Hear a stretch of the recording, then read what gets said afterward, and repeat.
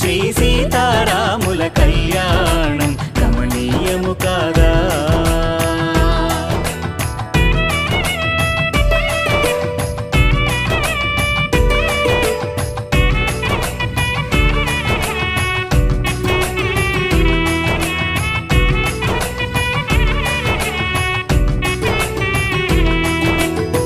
భూదేవికి జనించిన భాగ్యము ఈ తేజము, బంగారు పొలములో జనకునకు దొరికెను.